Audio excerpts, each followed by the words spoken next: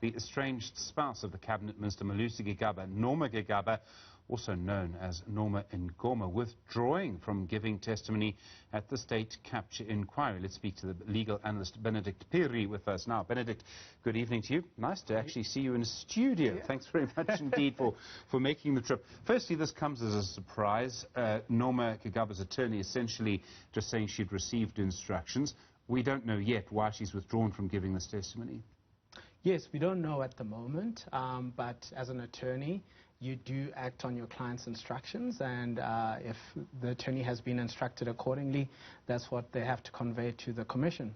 So in a situation like this, and it's quite strange because the Commission will already have an affidavit from her, right?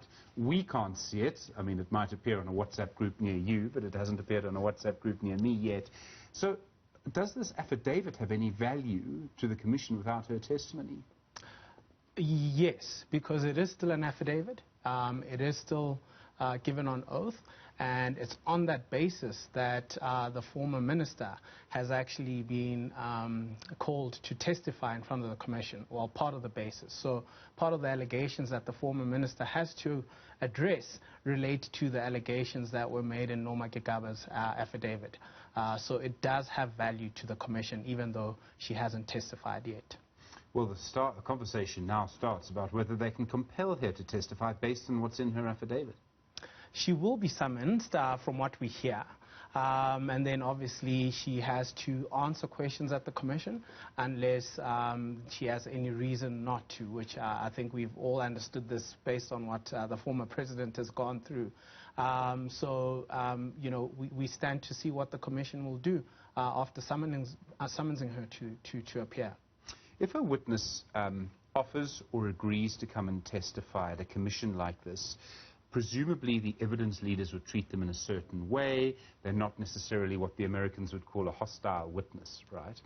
But now, if someone's being summoned, it's against their will. They have to do it, even if they don't want to. Does that change the way an evidence leader would go about questioning her?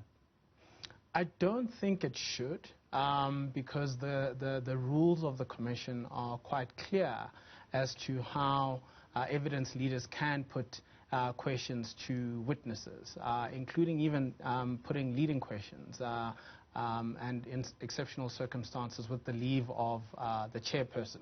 So I think there will be questions, for instance, if there are contradictory statements that she's made in her affidavit that then follow within her oral evidence. There might be then questions probing the matter and pushing her on some of those pointers. But for all intents and purposes, if she stays within the four corners of her affidavit, we should not see any different style to the style that we have come to be accustomed to in this process. So she's withdrawn from giving testimony. I'm going to ask more about the summons in a moment. Can she withdraw her affidavit? That's actually a good question, Stephen. It is on oath, and to the extent that she would have to actually, or she would want to withdraw it, she'd have to file a supplementary affidavit explaining the reasons why she wants to withdraw some or all of the statements that she's actually made on oath already. So she'd have to also come on oath and say, I was either lying, or I was wrong, or I was mistaken, or, you know, give a reason why what she's already put under oath should not be given credence to. Okay, so I can't put under oath an affidavit saying Kaizer Chiefs is a good football team and then come to my senses and realize that they aren't, and now just withdraw the affidavit. Once I've said it, I have to live with it. Absolutely, and that's why it's an affidavit. It's a serious document. It's got legal ramifications, and, you know, to the extent that you were mistaken in some of the allegations that you put in there, then you also have to put that in an affidavit and explain why that was the case. So, you know, if she wants to retract that evidence, she has to do it within that framework.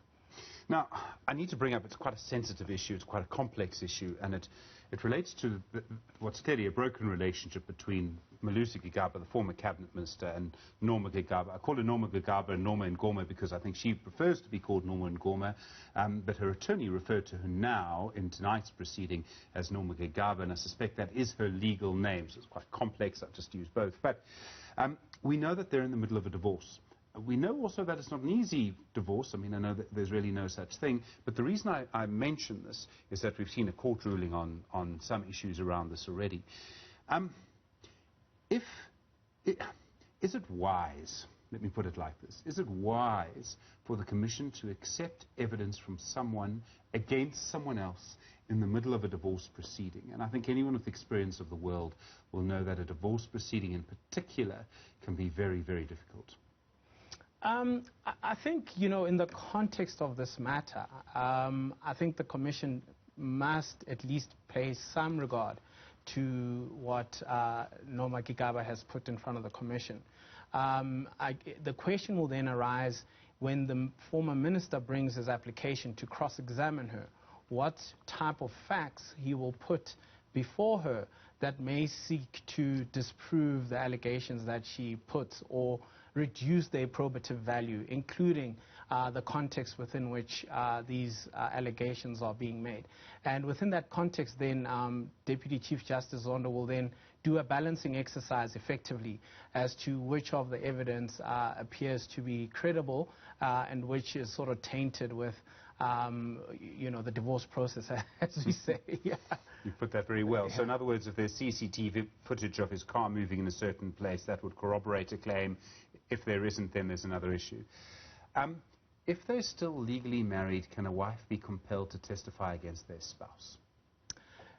There is a privilege that is afforded to spouses, which is a marital privilege, and it is up to Norma Mngoma or Gigaba to raise that privilege. But now I guess the question is, there is an affidavit that has gone before her raising that privilege. So that will also be interesting to see how that plays out. So Malusi Gigaba couldn't delay the divorce to make sure she can't testify? It's actually not linked to the divorce. That privilege subsists whether or not spouses are divorced or not. And it's up to Norma to raise it and say, I won't answer that question on the basis of a privilege afforded to a spouse.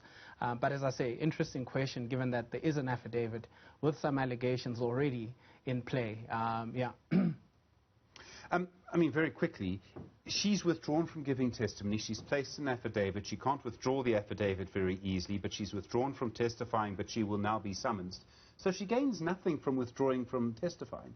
Yes. I think it just makes this whole thing a little bit more messy.